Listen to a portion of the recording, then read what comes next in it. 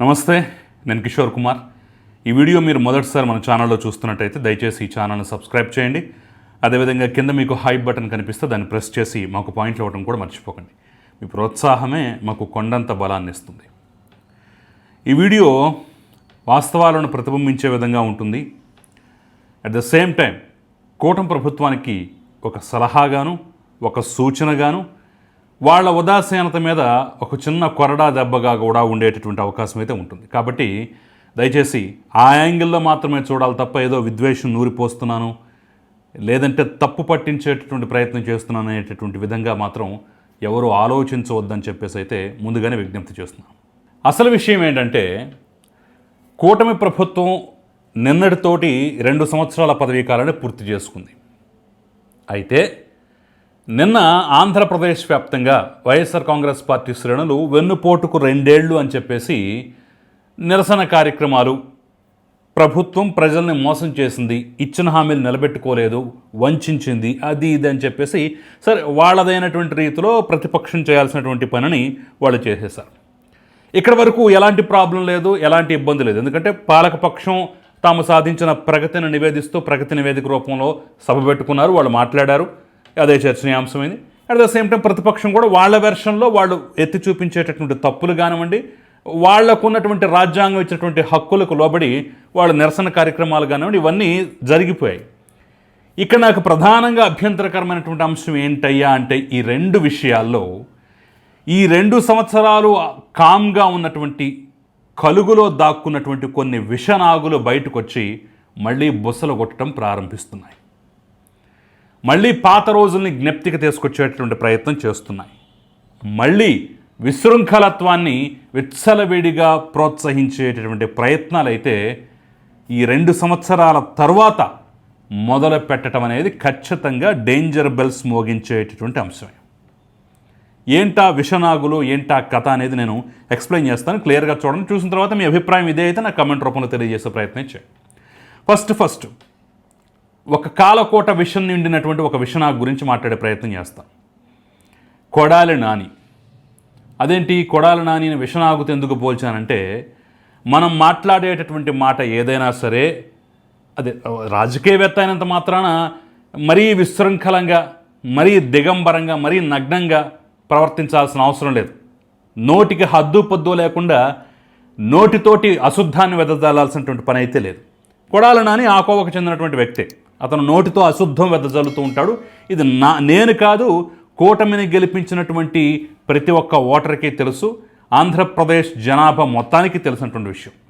అయితే కూటమి ప్రభుత్వం వచ్చిన తర్వాత దాదాపు 2 సంవత్సరాల పాటు సైలెంట్గా ఉండి గుండె నొప్పని, గుండె ఆపరేషన్ అని, ఛాతీకి ఏదో పట్టీ కట్టుకొని తిరిగి ఏదో నెలలో 1 రోజు 1/2 రోజు అలా నియోజకవర్గానికి వచ్చిపోయినటువంటి కొడాలి నాని ఇప్పుడు మళ్ళీ తన పాత నిజస్వరూపంలోకి మారేటటువంటి ప్రయత్నం అయితే చేయబోతున్నాడు. నిన్న అతను మాట్లాడినటువంటి కొన్ని అభ్యంతరకరమైనటువంటి మాటలు నేను ప్రధానంగా ప్రస్తావించబోతున్నాను. మాది గొడ్డల పార్టీ అన్నాడు. కాకపోతే పరశురాముడు గొడ్డలి అది ఇది అని చెప్పేసి ఏదో కొన్ని ఉపమానాలు చెప్పాడు, అవేమీ సెట్ అవ్వలేదు. ఇక్కడ సరే గొడ్డల పార్టీ అంటే అతను ఒప్పుకున్నాడా లేదా, అతనికి తోచిన విధంగా ఉపమానాలు చెప్పాడా ఏంటి అవన్నీ కాసేపు పక్కన పెడితే ఒక దుర్మార్గకరమైనటువంటి వ్యాఖ్య చేశాడు. పైగా ఎవరు గుర్తించలేదు కాబోలు పెద్దగా అది వైరల్ కూడా ఎక్కడ అవ్వాల. సంపద సృష్టించండి అని చెప్పేసి చెప్పేటటువంటి చంద్రబాబు తను తన కొడుకు చేతగాని వాళ్ళు కాబట్టి ఒకళ్ళతో సరిపెట్టుకున్నాం, మా వల్ల కాదు, మాకు చేత కాదు కాబట్టి ఒకళ్ళతో సరిపెట్టుకున్నాం అని చెప్పేసి ఒక వ్యంగ్యమైనటువంటి దుర్మార్గకరమైనటువంటి పుట్టుకల గురించి మాట్లాడినటువంటి మాట ఉంది చూశారు. బహుశా కొడాలి నాని మీద ఎవరో ఫోకస్ పెట్టలేదేమో, ఎక్కడ దాని మీద ఎందుకో పెద్దగా ప్రచారం జరగదు. అంటే పాత కొడాలి నాని, పాత బూతులు, పాత వ్యక్తిత్వ హననాల్లోకి మళ్ళీ మారిపోతున్నటువంటి దాఖలాలు అయితే నాకు కనిపించాయి.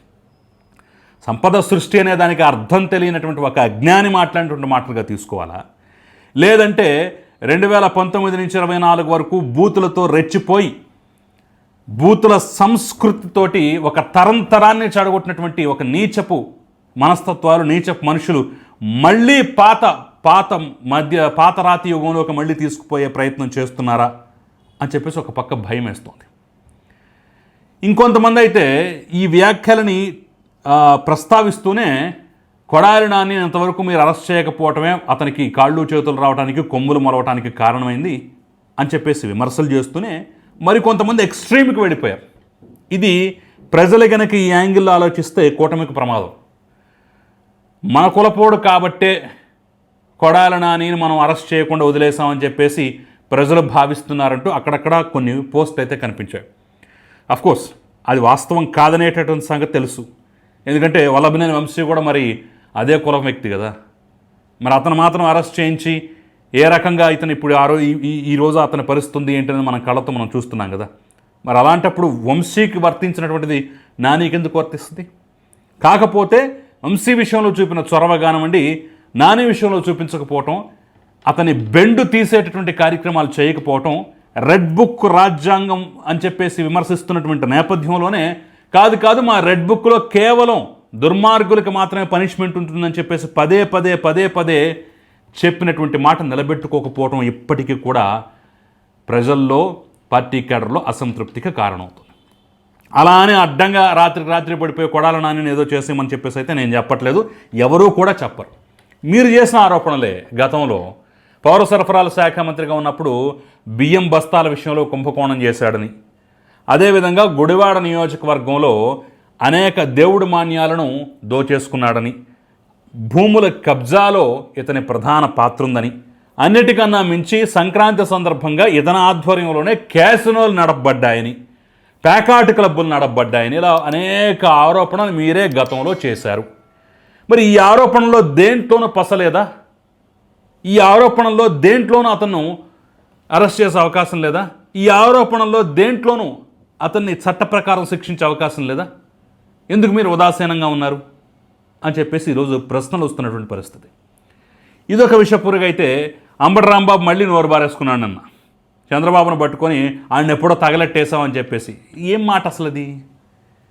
అంటే ఒక దాదాపు 30-40 ఏళ్ల రాజకీయ జీవితం ఉండి 2 సార్లు గెలిచి ఒకసారి మంత్రి అయినటువంటి వ్యక్తి, అసలు ఆ కమ్యూనిటీకే నేను టైగర్ని, నేను పులిని, నేను సింహాన్ని అని చెప్పేసుకుంటున్నటువంటి వ్యక్తి, ఆ రకంగా ప్రొజెక్ట్ చేయబడుతున్నటువంటి వ్యక్తి ఈ రకంగా వాచాడతో నోటి విరోచనాలు చేసుకోవడం ఎంతవరకు సమంజసం? 76 సంవత్సరాల వయసున్నటువంటి ఒక ముఖ్యమంత్రిని పట్టుకొని ఈ రకంగా దుర్మార్గకరంగా మాట్లాడటం అనేది ఎంత నీచం, ఎంత నికృష్టం. అంటే సరైన విధంగా మీరు ట్రీట్ చేయలేదు కాబట్టి అంబటి రాంబాబు వంటి వాళ్ళకి నోర్లు పెరుగుతున్నాయి. వాళ్ళు అంత పెద్ద ఎత్తున ఇష్టారాజ్యంగా వీధుల మీద పడిపోయి ఇష్టం వచ్చినట్టుగా ర్యాలీలు చేస్తూ, దిష్టిబొమ్మలు దహనాలు చేస్తూ, సరే ప్రజాస్వామ్యబద్ధంగా నిరసన చేయడం తప్పులేదు, కానీ శృతి మించినప్పుడు కంట్రోల్ చేయాల్సిన వ్యవస్థ ఏం చేస్తోంది? ఈ రకంగా మాటలు అనిపించుకోవడానిక ముఖ్యమంత్రి అయిందని చెప్పేసి ఇంకొక రకమైనటువంటి అంశం. ఇక గురజాల్లో అనుకుంటాను కాసు మహేష్ రెడ్డి, మేము వస్తే ఈసారి అభివృద్ధి సంగతి పక్కన పెడతాం, ముందు ప్రతీకారం తీర్చుకుంటాం, ఆ తర్వాతే అభివృద్ధి అని చెప్పేసి తనదైనటువంటి భాష్యం చెప్తూ విచ్చలవిడిగా రెచ్చిపోయాడు. ప్రతీకారం అంటే ఏం చేస్తారు? ఊర్ల మీద తగలెట్టేస్తారా? మనుషులు గొంతులు కోస్తారా? హత్యలు చేస్తారా? అరాచకాలు చేస్తారా? చంపేస్తారా? ఏంటి మరి ప్రతీకారం అంటే? మరి ఇదే ప్రతీకారం యువతల పక్క నుంచి మొదలైతే ఏమైపోతారు మీరంతా? ఆ రోజు ఎన్నికల్లో జనం తరిమితేనే కదా పారిపోయింది మీరు. అంటే మేము వస్తే మళ్ళీ సరే. ఇది ఇంకొక హాస్యాస్పదమైన అంశం ఏంటంటే అభివృద్ధి తర్వాత చేస్తాం, ముందు ప్రతీకారం చేస్తాం. అసలు అభివృద్ధి మీరు ఎప్పుడు చేశారని తర్వాత చేయడానికి, ముందు చేయడానికి, వెనక్కి చేయడానికి అది వేరే విషయం అనుకోండి. అసలు అభివృద్ధి అనేటటువంటి టాపిక్లో మీరు మాట్లాడలేరు, అది అనవసరం, వ్యంగ్యం, హాస్యం అది. సో ప్రతీకారం తీర్చుకుంటాం అని చెప్పేసి ఏ రకంగా మాట్లాడుతున్నారు అంటే అంత విచ్చలవిడుతున్నాం. జనం మధ్య పెట్టినటువంటి మీటింగులో మేము వస్తే ప్రతీకారం తీర్చుకుంటామని చెప్పేసి ఎంత ధైర్యంగా చెప్తున్నారు, ఎంత విచ్చలవిడిగా ప్రవర్తిస్తున్నారంటే ఎవరిచ్చినటువంటి అలుసు? సహజంగా ఇలాంటి మాటలు మాట్లాడటానికి రాజకీయవేత్తలు భయపడతారు, జంకుతారు. ఎందుకంటే రేపు ప్రజలు ఓటేయాలి కాబట్టి. ప్రజలను భయకంపితులు చేస్తే రేపు ఓటెందుకు వేస్తారు? సరే, మనం అధికారంలోకి వచ్చిన తర్వాత సైలెంట్గా చేసుకుంటూ పోతాం, కానీ ఈ రకంగా ప్రజల్లో మనం బయటపడకూడదు, మాట్లాడకూడదు, ఇలాంటి స్టేట్మెంట్లు ఇవ్వకూడదు అనేటటువంటి బెరుకు భయం ఒకప్పుడు ఉండేది. ఇప్పుడు మొత్తం ఇడిచేసి కూర్చున్నారు, అది వేరే విషయం. అంటే కాసు మహేష్ రెడ్డి వంటి వాళ్ళు మేము ప్రతీకారం చేస్తామంటే ఏంటి అర్థం? మేము రేపు అధికారంలోకి వస్తే చంపేస్తామనే కదా, మేము దుర్మార్గాలు చేస్తామనే కదా, విచ్చలవిడిగా ప్రవర్తిస్తామనే కదా. ఆ అలుసెందుకు ఇచ్చారు అనేది ఇక్కడ ప్రధానమైనటువంటి పాయింట్. ఇక రోజా వంటి వాళ్ళు పవన్ కళ్యాణ్ మీద పారేసుకున్నటువంటి నోర్లు అయితే ఇక మరి అసలు దాని గురించి మనం మాట్లాడలేం, దాని గురించి మనం విశ్లేషణ చేయలేం, అసలు ఆ చండాలాన్ని వినలేం కూడా. ఈ రకంగా వరుసబెట్టి వీళ్ళందరూ మాట్లాడుతున్నారు, వీళ్ళందరూ ఇష్టం వచ్చినట్టుగా ప్రవర్తిస్తున్నారు, వీళ్ళందరూ ఇష్టం వచ్చినట్టుగా స్టేట్మెంట్లు ఇస్తున్నారు అంటే భయం పోయిందా? అలుసైపోయారా? మనం ఏం చేసినా కానీ వీళ్ళెవరు మాట్లాడరు, వీళ్ళు ఏమి చేయరనేటటువంటి ఒక భావం అనేది వైసీపీలో ఏర్పడిపోయిందా అనేటటువంటి ఒక అనుమానం అయితే కలుగుతుంది. సరే, వాళ్ళ పాపాను వాళ్లే పోతారులే అని చెప్పేసి వదిలేయటానికి కూడా లేదు. ప్రజలు వీళ్ళని కట్టడి చేయమని, ఇలాంటి మాటలు మాట్లాడకుండా చేయమని, ఈ రకంగా నోటితో విరోచనాలు చేసుకునేటటువంటి బ్యాచ్ని, అశుద్ధాన్ని వెదజల్లేటటువంటి బ్యాచ్ని నోరు ముప్పించి కూర్చోబెట్టమని, వాళ్ళని కంట్రోల్ చేయమని చెప్పేసే మీకు అధికారం ఇచ్చారు. అది చేయకపోతే ఎన్నో ఆశలతో మిమ్మల్ని గెలిపించిన వాళ్ళు కూడా రేపు నిరాశ వ్యక్తం చేస్తారు. అది మరి మహాప్రమాదం, మరింత ప్రమాదం. సో ఈ కాలనాగులన్నీ 2 సంవత్సరాల తర్వాత బయటకు వచ్చే బుసలు కొడుతూ విషయం చెమ్ముతుంటే ఖచ్చితంగా దాన్ని కౌంటర్ చేయాలి. అలా అని చెప్పేసి చట్టాన్ని, రాజ్యాంగాన్ని పక్కన పెట్టి సిస్టమ్ వచ్చినట్టు చేయమని మీరు చేసిన ఆరోపణలు ఏవైతే ఉన్నాయో, మీరు ఆ రోజు చేసినటువంటి పోరాటాలు ఏవైతే ఉన్నాయో వాటి మీద చట్టబద్ధంగా వెళ్ళండి. కొడాలి నాని వంటి వాళ్ళు అవినీతి మరకలేని క్లీన్ అండ్ గ్రీనా? ఆ రోజు బోల్డ్ విమర్శలు చేసాం, ఆరోపణలు చేశాం కదా, వాటి మీద చట్టబద్ధంగా యాక్షన్ తీసుకోండి. అంబటి రాంబాబు వంటి వాడు ఆఖరికి ఒక పాపం ఏదో ప్రమాదంలో ఒక కుర్రాడు మరణిస్తే వాళ్ళకు వచ్చేటటువంటి 5 లక్షల రూపాయల ఎక్స్గ్రేషియాలో కూడా నాకు 2.5 లక్షల వాటా ఇవ్వాలని చెప్పేసి నిస్సిగ్గుగా వసూలు చేశాడు. ఇవ్వకపోతే మేము డబ్బులు రానివ్వము అని చెప్పేసి నిస్సిగ్గుగా శవాల మీద ఏరుకు తిన్నాడు అని చెప్పేసి పెద్ద ఎత్తున వైరల్ అయింది కదా, ఆరోపణలు వచ్చాయి కదా, వాటి మీద యాక్షన్ తీసుకోండి. కాసు మహేష్ రెడ్డి వంటి వాళ్ళు ఈ రకంగా మాట్లాడుతున్నారు, మేము వస్తే ప్రతీకారం తీర్చుకుంటామని చెప్పేసి మాట్లాడుతుంటే చట్ట ప్రకారంగా కేసులు పెట్టండి, చర్యలు తీసుకోండి. రోజా వంటి వాళ్ళు, అసలు రోజా అవినీతి ఆరోపణలు, ఆవిడ మీద కుంభకోణాల గురించి చెప్పాలంటే రిషికొండ ప్యాలెస్ దగ్గర నుంచి ఇటు తిరుపతిలో ఉన్నటువంటి శ్రీవారి దర్శనం టికెట్ల వరకు బోలెడు అంశాలు ఉన్నాయి. చట్ట ప్రకారంగా వెళ్ళండి, చట్ట ప్రకారంగా చర్యలు తీసుకోండి. అప్పుడు మాత్రమే మిమ్మల్ని గెలిపించినందుకు ప్రజలు సంతృప్తిగా ఉంటారు. మీరు ఎన్ని కంపెనీలు తీసుకొచ్చినా, ఎంత అభివృద్ధి చేసినా, ప్రజల మనోభావాలు అనేటటువంటి అంశాన్ని పట్టించుకోకపోతే మాత్రం దెబ్బతింటారు. ఆ రకంగా మాట్లాడితే ప్రజలు ఓడించి కూర్చోబెడతారని చెప్పేసి ఈరోజు మీ వాళ్ళందరినీ కంట్రోల్లో పెట్టారు కదా. బూతులు మాట్లాడకుండా, సరే 90%, ఓ 10% ఎలాగో విచ్చలవిడి జనాభా ఆ పార్టీ ఈ పార్టీ ఏ పార్టీలోనే ఉంటారు, కానీ ఒళ్ళు దగ్గర పెట్టుకుని మాట్లాడేటటువంటి వాళ్ళు మీ దాంట్లో ఉన్నారు కదా. అలా ఎవరు నోరు పారేసుకోవట్లేదు కదా. అలా పారేసుకున్న వాళ్ళని కంట్రోల్ చేయడం కూడా ముఖ్యం. సో గతంలో కూడా ఈ అంశాల మీద మాట్లాడాం, ఇప్పుడు కూడా ఇదే అంశాల మీద మాట్లాడుతున్నాం. మాకు కంఠశోష మిగిలించకుండా ప్రజలు ఆలోచిస్తున్నటువంటి అంశాలు, ప్రజల మనోభావాలకు అనుగుణంగా వ్యవహరించాలని చెప్పేసి అయితే కోరుకుంటున్నాను. సో ఇదే అభిప్రాయం మీకు కూడా ఉంటే నాకు కమెంట్ రూపంలో తెలియజేసే ప్రయత్నం చేయండి. Thank you very much.